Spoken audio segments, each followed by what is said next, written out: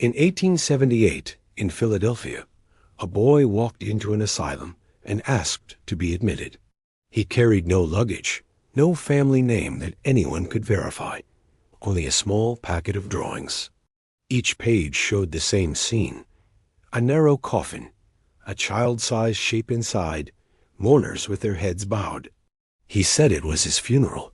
He said he had seen it. Gaslight smeared across wet cobblestones that night. A clerk at the Philadelphia Board of Health noted an intake that did not fit the usual pattern. Age, approximately 12. Name, uncertain. Status, voluntary. No previous record. The boy spoke softly, but with precision, as though he had rehearsed the words many times. Before we begin, leave your country and the exact time below. These files travel at odd hours. They gather those who keep watch when the rest of the city sleeps. This is not a rush. We turn the pages as they were written, slowly, letting the ink dry again beneath our eyes. If you haven't subscribed, consider this an invitation to keep company during long descents such as this. These records resist closure. They want witnesses. Philadelphia in 1878 was a city in transition, proud of its new industries, yet still haunted by its older institutions. There were asylums then that promised moral treatment, calm gardens, airy wards, reading rooms. Behind their stone facades were corridors long enough to swallow names. The city had seen epidemics, fires, and waves of immigration.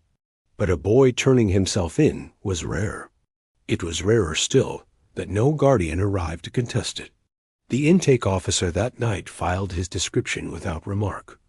Brown hair, gray eyes, small scar at the temple, clothing plain, slightly damp from rain.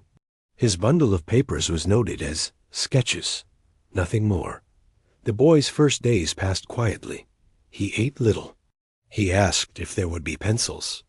He asked if he might continue his drawing. The staff assumed he was merely withdrawn. Children left at asylums often were, but his drawings did not vary.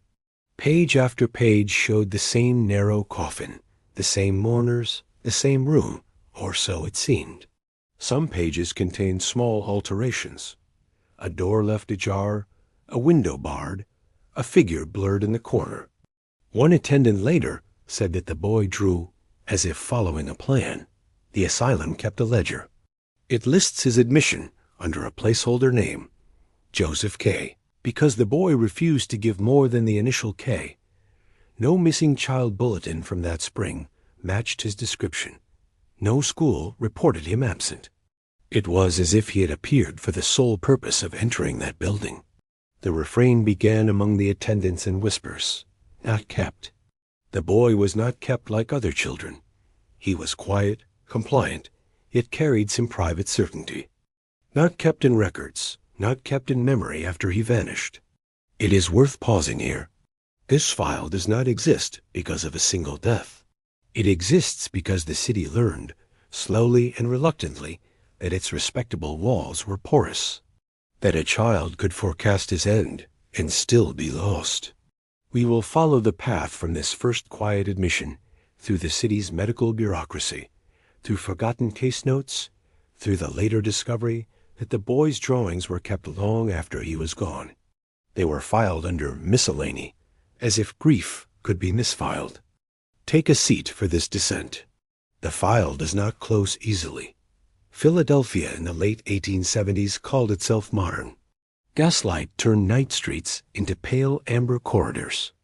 The Centennial Exposition of 1876 had just declared to the world that the city was no longer a colonial relic, but an industrial power, a place of locomotives, printing presses, and surgical skill. Yet beneath that self-portrait ran an older network of charitable asylums and private hospitals that blurred into warehouses for the unwanted. The Pennsylvania Hospital for the Insane stood to the west, its grounds landscaped like an English estate meant to calm troubled minds with promenades and open air. Farther north, city-run almshouses handled the destitute and incurables. Smaller religious homes filled the gaps. A visitor could imagine an enlightened city caring for its sick. A physician might have warned otherwise. Intake was fast, records sparse, oversight uneven. A child admitted without family could vanish into paper. The law did not insist on much. Since the 1840s, Pennsylvania statutes allowed voluntary admission of minors if a physician and one responsible adult signed a simple affidavit. Courts rarely intervened. There was no statewide registry of patients. The Board of Health tracked deaths and contagious disease, not who disappeared into locked wards. An asylum ledger might be the only document of a life. Philadelphia's geography fed this invisibility. The city stretched far, with neighborhoods that were still half rural. Horse-drawn cars clattered down Broad Street, but beyond them were unpaved lanes, poorhouses, and large brick complexes hidden behind high trees. A boy entering such a place at night could cross a threshold few would ever cross back. Money mattered. Some asylums were sustained by private donors and local churches. A single wealthy patron could shield an institution from inquiry. Annual reports were written to please benefactors. Neat statistics, calm language, vague categories such as quietly removed or otherwise discharged.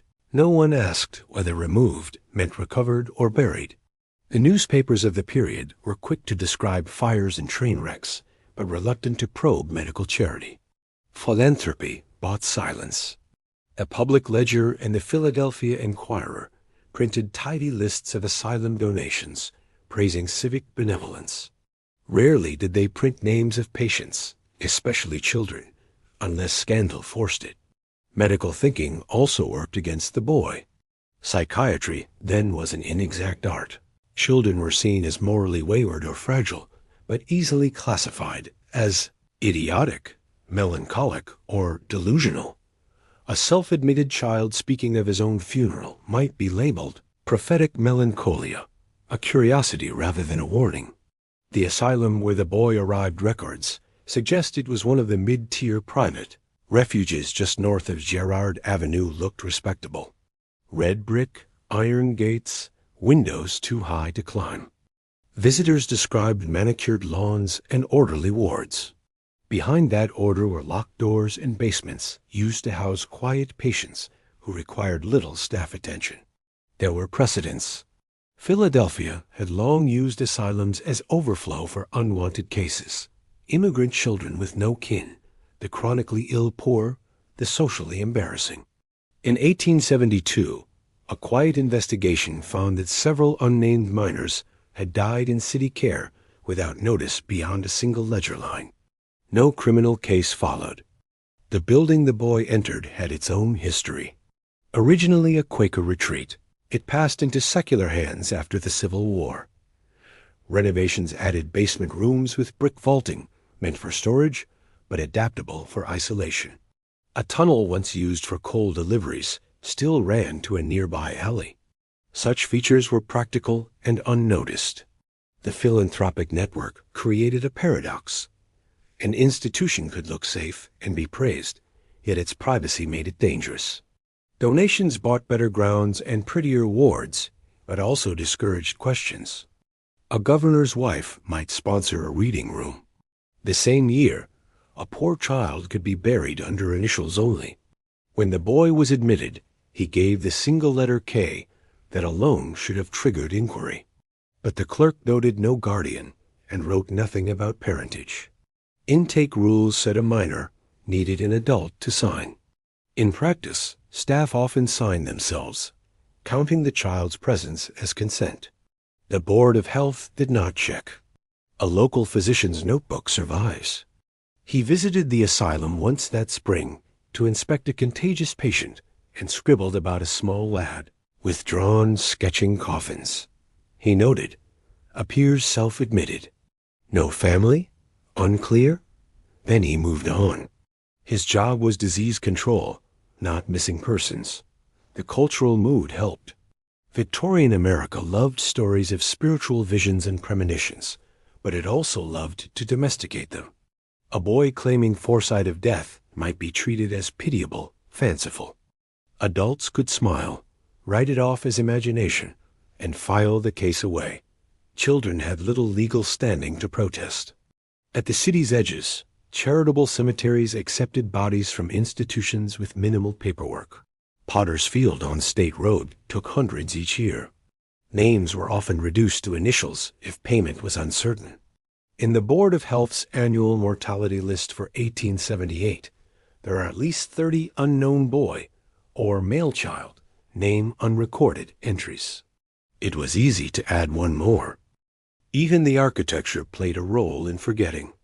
These asylums were designed to be self-contained. Kitchens, laundries, workshops, chapels. A boy could live and die within without leaving the grounds. Visitors saw only the main halls. Basement wards were out of sight. Soundproofing was crude, but distant enough. The city was proud of its Quaker Reform heritage. Moral treatment was the banner phrase. Sunlight, calm, and order would heal. But budgets lagged behind ideals. By the late 1870s, many institutions were overcrowded. Overcrowding meant shortcuts. Fewer individual case reviews, faster intakes, mass burials when space ran out. Charity and neglect coexisted easily. A board of trustees might tout new curtains while quietly authorizing an inexpensive burial contract. Economy with kindness was a common phrase in reports. For the nameless, economy usually won. This was the world the boy stepped into when he walked through the gates. A world where a child could say, "I have seen my funeral," and still be filed under voluntary admission. A world where gaslight and philanthropy hid poorly paid attendants and silent basements. At night, the asylum grounds would have been quiet, but not silent. Carts rattling over cobble, steam pipes hissing, the occasional shout from a restless patient. Somewhere within, the boy drew his coffin again and again. The staff, pressed by overcrowding and paperwork, saw only another withdrawn child. Official optimism added its own veil. In 1878, Superintendent Dr. Thomas Kirkbride's design philosophy was still influential. Treat the mentally ill with dignity and pleasant surroundings. His plans included broad verandas, bright windows. Yet behind those windows, institutions struggled to meet costs. Children could be warehoused while donors admired the gardens. The newspapers helped sustain the illusion. Each spring they printed glowing reports of donor lists and polite luncheons. One column in the Enquirer praised our humane provision for the unfortunate insane, while admitting that detailed patient records were too sensitive to publish. Silence was disguised as privacy. This is how a city can become complicit. Law too weak, press too polite, donors too flattered, professionals too specialized to look beyond their remit. The boy's disappearance was not a crime against an individual alone. It was an event enabled by structure. There is a final quiet contradiction. Philadelphia, in 1878, imagined itself enlightened, safe for children, proud of progress. Yet within its manicured asylums, a nameless boy could foretell his own death and be absorbed without question. Respectability and erasure shared the same roof. The first hints that the boy's story was not as simple as a quiet death came from scraps, each small and contradictory. One did not fit the official ledger, but none were strong enough alone to shake it. A year after the boy's admission, a letter reached the asylum. It came from a woman in Reading, Pennsylvania. She wrote in careful script that she was searching for a nephew who had left home after his parents died. He was 12, fond of drawing, often spoke of death. His initials were J.K. She asked whether any child of that description had been admitted. The matron's response, if one was sent, is missing. The letter itself survives only as a Coppet extract in an 1881 Board of Health inquiry. No such boy known. Yet in the asylum ledger, a clerk had indeed written Joseph K. in 1878. Why the mismatch? A later inspector wrote a dry note. Ledger entry does not appear in report submitted to board. Somewhere between the daily book and the annual summary, the boy had vanished. Around the same time, a deputy city marshal kept a personal journal. His duties were mostly routine: chasing truants, breaking up street fights, delivering court notices. In February 1879, he recorded visiting the asylum on Girard Avenue to inquire about a runaway shoemaker's apprentice. In the margin, unrelated to his official errand, he wrote, "Saw small lad, pale, sketching coffins in the corner of the day room." The nurse said, "Voluntary." Asked name only, gave. K. Odd business. The note ends abruptly. No further action. A carpenter named Elijah Booth added another thread. He left behind a thin invoice book now in the Historical Society's holdings. In spring 1879, he billed the asylum for reinforcement of cellar door and addition of internal bolt. The amount was small, no reason given, but the line sits amid other mundane repairs: shelves, a roof patch. Someone had ordered a stronger lock for a basement door about a year after the boy arrived. Then there were the store ledgers. A dry goods merchant on Ridge Avenue sold the asylum bulk rope, coal oil, and lime in 1878 to 79. Lime was common for sanitation, but the volume spiked oddly that year. The merchant scribbled "paid cash" next to the entries, unusual for institutions that usually used credit. Quick, quiet transactions. These fragments did not meet at first, but they rhymed. A boy self-admitted. A family searching. A deputy uneasy but powerless. Locks reinforced. Lime purchased. Among staff, whispers circulated. An attendant later interviewed in 1893 recalled, "We had one boy, called him Joseph. Never saw kin. Drew graves all the time. He went below after an upset, came back quieter. Then one day, gone. They said they were transferred. Not kept." That phrase, "not kept," recurs in several oral histories. It may have started as shorthand for a patient not retained in the census. It became, in retelling, a euphemism for vanished. The refrain shifts here. What began as "not kept" in quiet staff talk appears in documents as "no longer kept on roll" or "quietly removed." Bureaucratic language smoothed over absence. In one trustee minute from 1879, 2 wards reduced by 3 patients. Quiet removals. Names not listed. No cause given. A journalist named Samuel S. Franks stumbled into the story without realizing. In 1880, he wrote a short column about children's drawings in asylums. He visited several institutions and described a wan boy who drew coffins with obsessive care. He praised the staff's patience. He did not ask where the boy came from or where he went. His piece ran as human interest under the headline "Strange Fancies of the Young Insane." No follow-up. Family persistence faltered. The reading aunt wrote once more in late 1879, this time to the Board of Health, enclosing a small likeness of her nephew. A clerk logged the request, added a marginal note. No record. The likeness vanished. The file was closed. Yet evidence of the boy lingered in odd ways. In 1882, a student doctor compiling a paper on prophetic hallucinations included a brief anonymized case.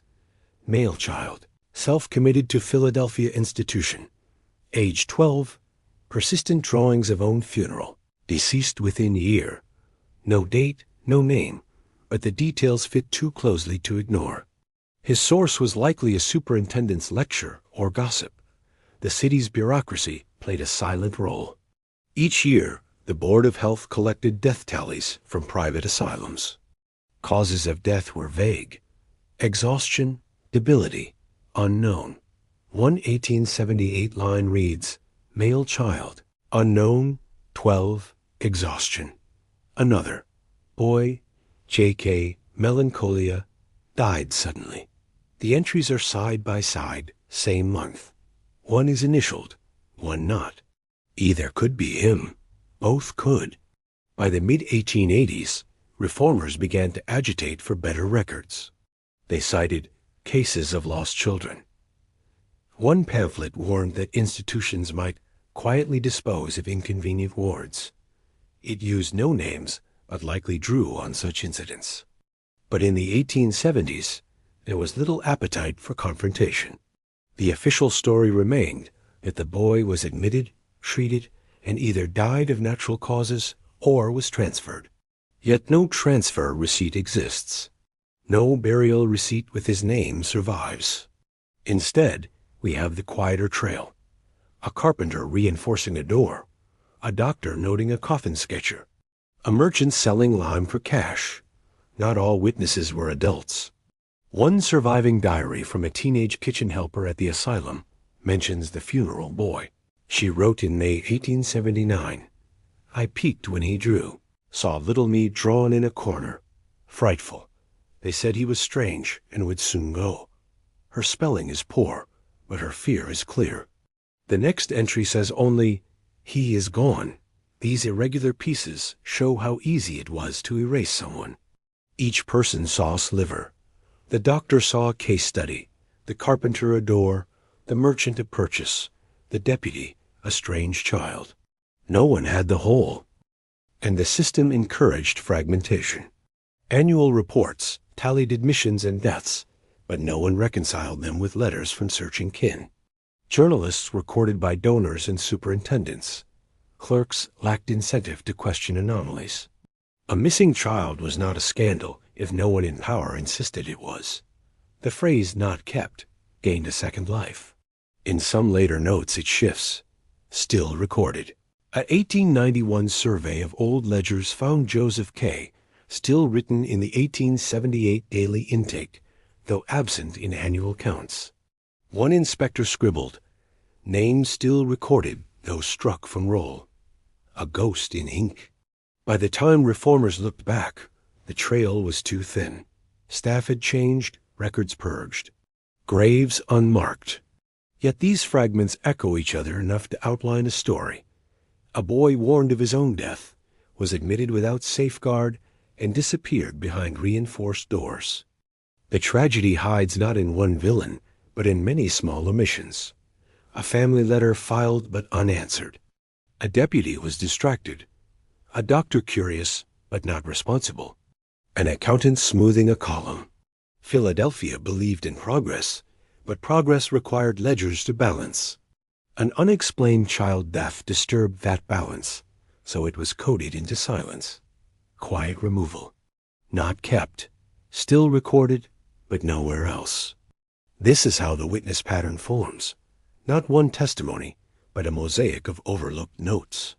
Each contradicts the official claim of safe harbor. Each on its own is small. Together, they whisper the shape of what happened. The boy's disappearance was not magic.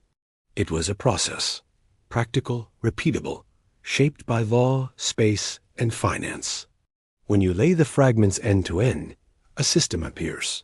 Begin with selection. Children who arrived alone were the least defended. Orphans, runaways, wards of distant kin, they could be signed in by almost anyone. The law meant to require an adult's affidavit, but in practice, an attending physician could sign both sides of the form, medical and responsible party. If the child was quiet, the question of consent was never pressed. Joseph K. fit perfectly. Solitary, polite, presenting himself. No parents to argue, no parish to protest. Staff training reinforced this passivity. Attendants were told to avoid confrontation, to keep wards calm. A child who complied was easy to move, easy to sequester.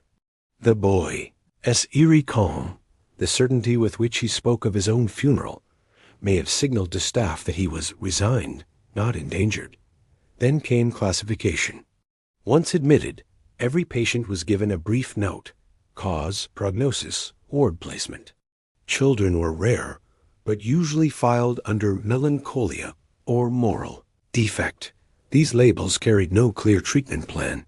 They meant the child was sad or strange and could be housed wherever space allowed.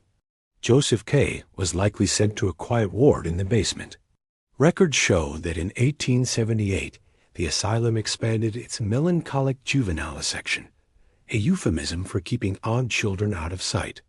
Space itself mattered. The asylum had been remodeled after the Civil War to add a service tunnel and cellar rooms. Originally used for coal and cold storage, they were soon adapted for patients who required isolation. Thick brick, few windows, single doors with iron bolts. When carpenter Elijah Booth built for reinforcement of cellar door, he probably strengthened one of these. Inside, the rooms were bare. Cot, chamber pot, sometimes only straw. Sound did not travel well upward. Such spaces were not officially sinister. Administrators claimed they were for safety during agitation, but they also served to segregate inconvenient cases. No family visits, no public tours. A child could be kept there while reports described sunny day rooms above. Chemical restraint was another quiet tool. Asylum formularies of the 1870s list laudanum, opium tincture, chloral hydrate, and bromides. These were used to calm agitation or induce sleep. A withdrawn boy might be given drafts to maintain silence. Drugging made transfer or burial easier. Less distress, fewer questions. Records show the asylum as purchasing spiked for laudanum and chloral that year, the same period when extra lime was bought. The substances served routine needs, but volume tells a story. More sedation, more sanitation. Forgery and paper design also played roles. Institutions maintained separate books, a daily intake ledger, internal ward census, and an annual public report. Discrepancies could be deliberate. If a patient died inconveniently, say before fees were secured, or while still a legal question, staff might leave him in the daily book but omit him from the report. Joseph K.'s name stayed in the intake but vanished from the public count.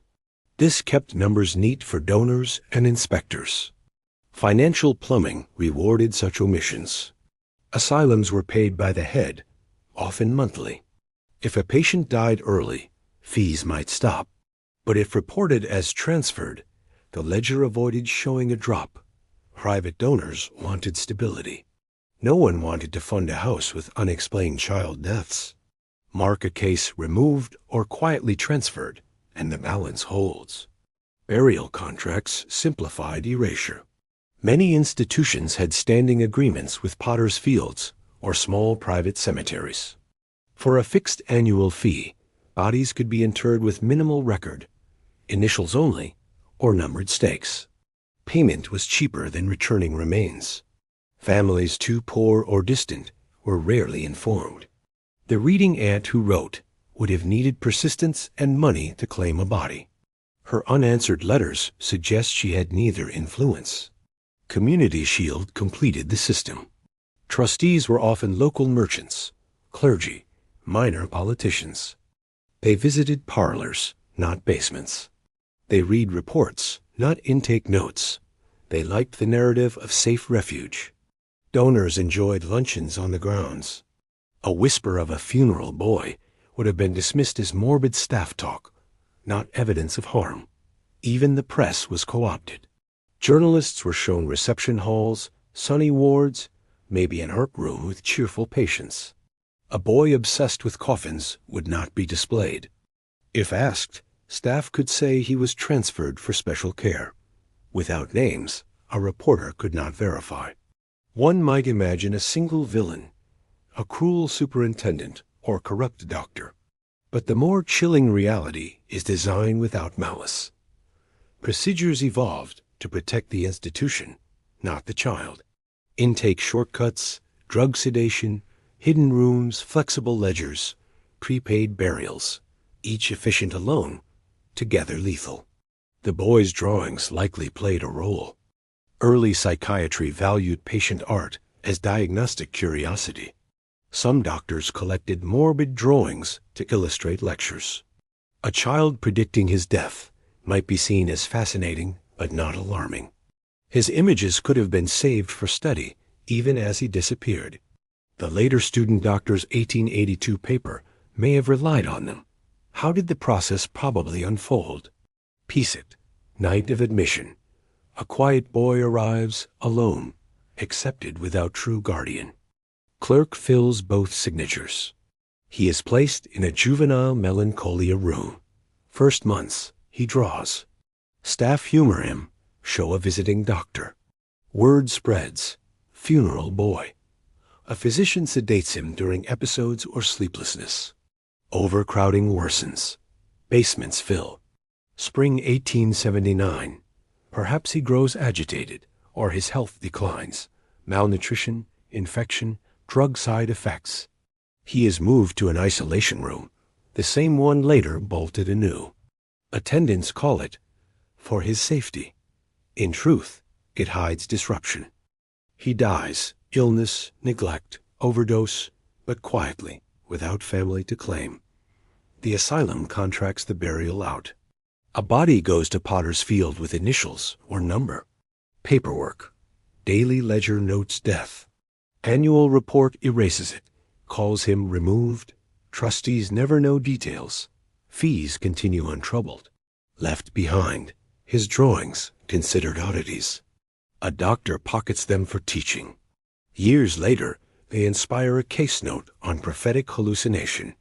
This chain requires no conspiracy, only inertia and self-protection. The boy himself, by being polite, by predicting his end instead of screaming, may have made it easier to overlook him. The architecture itself seems complicit. The reinforced cellar door, a physical decision to deepen separation. Coal tunnels used for movement unseen. Attendants could ferry a body out after dark, through service paths to waiting wagon. Neighbors would hear nothing over the rumble of night deliveries. Finances left traces too. Cash purchases of lime and rope suggest quick, off-ledger expenses to sanitize and manage remains. Lime to hasten decomposition or control odor if storage was needed before burial. Rope for restraint or body handling. Not dramatic, just practical. The moral economy of the time valued order over truth. A chaotic death threatened donors' sense of benevolence. It was easier to call a case quietly removed than to admit a child died neglected. Inspectors focused on statistics, capacity, cure rates, cost per head. A single lost boy did not affect those columns.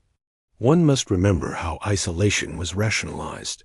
The Kirkbride model assumed that separating the disturbed preserved calm for others. A child fixated on death might be deemed disturbing.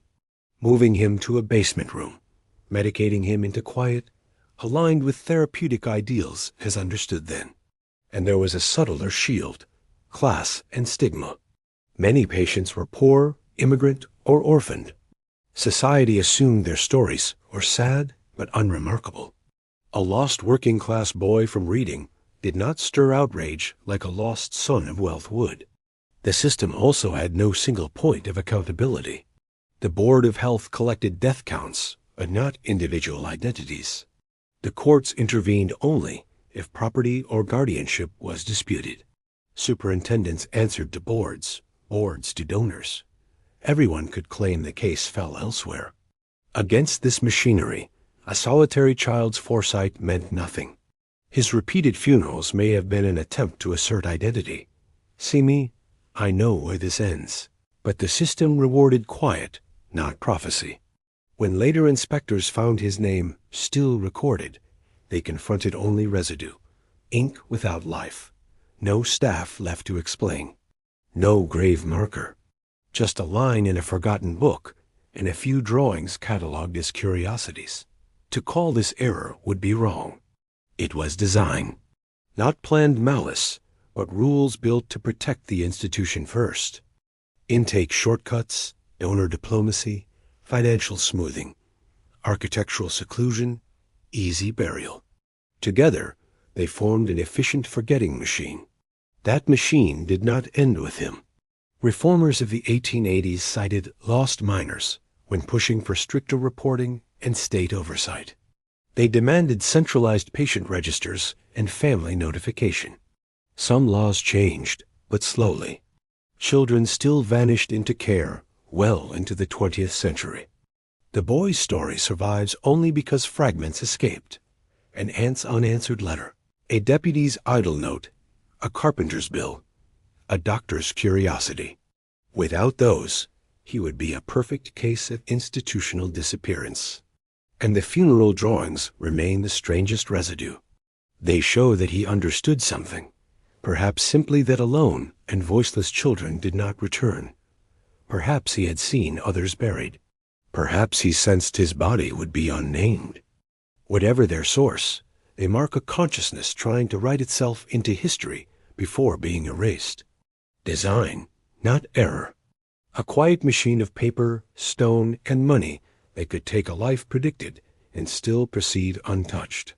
What finally disturbed the asylum's calm was not an investigation, but an accident of weather. In August 1879, Philadelphia was struck by a violent summer storm. Rain poured for 2 days, flooding cellars across the city. The asylum's basement, the same one Elijah Booth had reinforced, took on water. Attendants pumped and bailed, but the coal tunnel filled knee-deep. When the water receded, it left silt and debris that had to be cleared. In the process, an attendant found a small wooden box, warped by damp, wedged behind a service stair. Inside were pencil sketches, coffins, mourners, the same obsessive hand. Some pages were smeared, but still legible. The boy's drawings had been hidden, or perhaps stored carelessly, and the flood carried them out. A nurse, curious, showed them to a visiting physician from the Board of Health. He recognized the case, the funeral boy of gossip. He asked the ward clerk for the patient file. There was none beyond the daily intake name. Annual reports did not list him. Death rolls were blank. The doctor, unnerved, wrote a short memorandum. Subject admitted 1878 as Joseph K. file absent. Not found on census. Presumed deceased? That note reached the board but stalled. The board's first duty was sanitation, not patient rights. Still, the episode created unease. Then the aunt's second unanswered letter resurfaced. It had been forwarded to the board months earlier and forgotten in a pile. Someone linked it to the doctor's memo. Both described a boy, initials J.K., coffin drawings. An inspector was sent quietly to the asylum. The visit was perfunctory but revealing. The inspector's diary, preserved in his family papers, says, "Premises respectable. Ledgers neat, but gaps noted. One juvenile admission, 1878, not traced. Staff vague, say, transferred to city almshouse. No transfer receipt shown. Superintendent courteous, but pressed for time. He wrote no public report, only a confidential one to the board. The file was marked, pending clarification, and shelved. Yet rumors escaped. A disgruntled attendant who had helped pump the flooded cellar told a friend, who told a small neighborhood paper. In November 1879, the Evening Chronicle ran a 3-paragraph squib. Mystery of a boy patient. Where is Joseph K.? It noted loose record-keeping, but avoided accusation. The asylum issued a bland reply. Patient transferred for special treatment. No evidence offered. For a moment, larger papers sniffed a story. The Inquirer sent a reporter, but received a polished tour. Clean wards, kindly nurses, a superintendent fluent in reformist language. The piece that ran was mild. Charitable care for our young insane. A misunderstanding cleared. The question closed in the press. But the combination, flood, drawings, gossip, the Chronicle notice, made donors nervous. Trustees demanded an internal review. Meeting minutes from December 1879 record. Unfortunate publicity regarding juvenile case. Books examined. Certain discrepancies in census noted. Superintendent assures transfer records forthcoming. No sanctions followed, but a quiet memo recommended better record discipline. Behind the scenes, the boy's remains were probably exhumed and reburied, or his file reconstructed to show a transfer. Burial contracts often allowed late paperwork. Once trustees were soothed, the matter died again. Still, a trace entered medical literature. The visiting physician, unsettled, published a case note in 1880 in the Journal of Nervous and Mental Disease under the bland title Premonitory Hallucination in a Juvenile Melancholic. He described a boy self-presented with persistent funeral imagery, died within year, records confused, no asylum named, no cause pursued. But that note ensured some future reader would know a child once foresaw his own burial and slipped from the books. Public reform followed slowly. By 1883, Pennsylvania legislators debated stronger oversight of private asylums. Advocates cited cases where minors disappeared or were unrecorded, no names, but clearly shaped by incidents like this. The law that passed required annual lists of juvenile patients be sent to county clerks. It did not mandate family notification or grave marking, but it was a start. The asylum itself endured. It rebranded in the 1890s as a progressive hospital, advertising modern moral therapy. Its brochures never mentioned Joseph K. Its gardens grew lusher. Its donors grew wealthier. Only in the early 20th century did it close, replaced by a newer psychiatric center. When the building was demolished, work crews found sealed boxes of patient art. Among them were childish coffins, pencil darkened with age. They were thrown away as debris. The city kept no scandal. Newspapers forgot. Families moved on. The ants' line ended without children to carry the memory. The boy's only victory was survival of a few fragments. Ledger ghost, forgotten sketchbook, one clinical paragraph. Yet even this half-light mattered. Later reformers, looking for proof of systemic neglect, cited the 1880 paper. They used it to argue for centralized registries and mandatory death reports. It appeared in footnotes of mental health history as an example of loss through clerical omission. Rarely was the personal horror considered. Exposure did not come as righteous unveiling, but as a trickle of paperwork and rainwater. The system did not collapse with drama. It shuddered, adjusted, went on. But it left behind a small, undeniable anomaly. A boy predicted his funeral, and the city could not explain what it had done with him. This is how bureaucratic harm often ends, not with confession, but with leakage. Weather undermines walls. An inspector notices a blank. A rumor reaches a small paper. For a week, there is attention. Then calm returns, reinforced by money and respectability. The file remains open, but unattended. By 1885, the phrase "not kept" had vanished from internal notes, replaced by "discharged to county," a linguistic seal over the wound. The machine learned to phrase loss better. For Joseph K., the exposure came too late. If he was buried at Potter's Field, his grave was unmarked and long since reused. If reinterred, the record is lost. His art, briefly freed by flood, returned to boxes. Yet the simple fact that we can speak of him now, that some ledger entries and gossip lines slipped past the machine, shows that systems never erase perfectly. They leave residue, and residue is enough to indict. Not in court, but in memory. Enough to show that what happened was not an accident, but a design built to survive storms, until one small storm breached it, just long enough for a few damp pages to reach light. Long after the storm drained and the trustees quieted their unease, the city changed around the asylum. New streetcars, electric lights, and concrete boulevards erased the quiet lanes that once hid its brick walls. By the early 1900s, mental health care was reorganized under state control.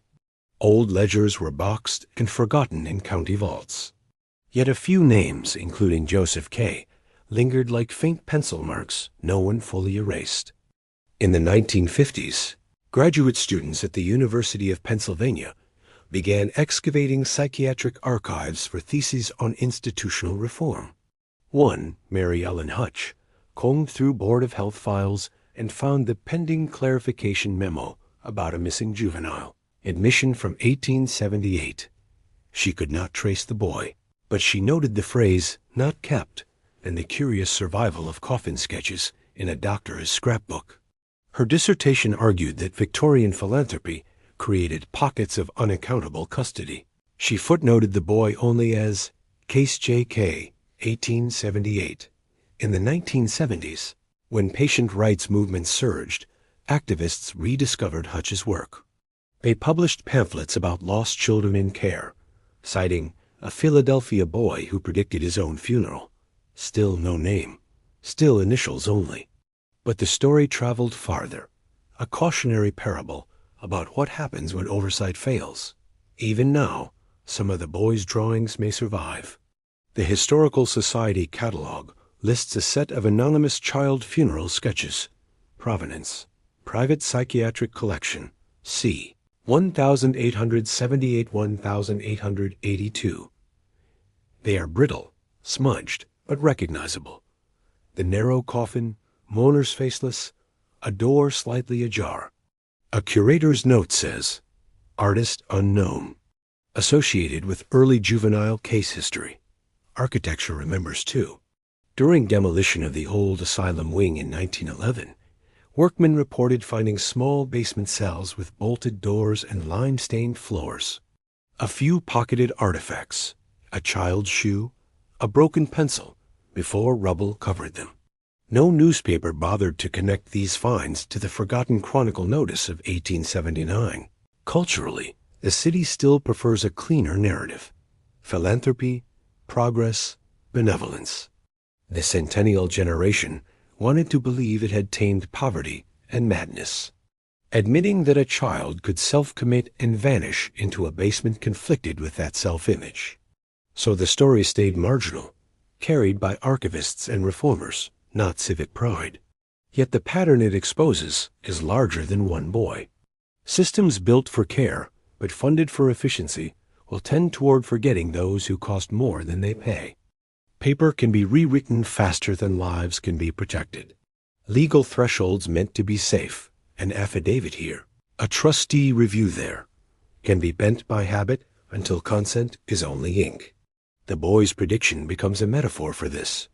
Foresight without power. He knew where the process led. He tried, in the only language he had, pictures, to make his death legible. But drawings do not stop ledgers. Quiet children make tidy statistics. One almost hears his refrain mutating. Not kept, still recorded, quietly removed. Bureaucratic verbs that smooth human absence into administrative calm. They survive because they serve the machine. They balance columns, reassure donors, let the file close without admitting failure. When modern mental health advocates read the case, they use it as evidence that records must be centralized, deaths accounted for, families notified. Some progress followed. Pennsylvania now requires immediate death notices to next of kin. Juvenile admissions need court oversight, burial records are public. Yet the underlying danger, institutions protecting themselves first, persists wherever oversight thins. The story matters not because it is supernatural, but because it is systemic. A child's vision of his own funeral was not a ghostly prophecy. It was an accurate reading of incentives and neglect. He understood, perhaps dimly, that once alone inside, he would be easy to lose. What remains are pieces that resisted erasure. A rain-soaked bundle of drawings, a marginal note, a stubborn aunt's letters. They were enough to trouble a doctor, enough to leave a whisper in medical literature, enough to reach us. Before we close this file, recall how it began. In 1878, in a proud industrial city, a boy walked alone to safety and instead found disappearance. Gaslight on cobblestones, an intake clerk bending rules. A ledger line struck from report. No villain needed. Only a system designed to tidy what does not pay. If you are listening now, wherever you are, whatever time you have left below, know that every vanished person leaves some residue. Even perfect machines of forgetting leak ink. Each fragment is a small defiance. These long descents exist to follow such leaks back into light. Not to comfort, not to sensationalize, but to keep record. If you have stayed to the end, you are one more witness. That matters. Don't close the file.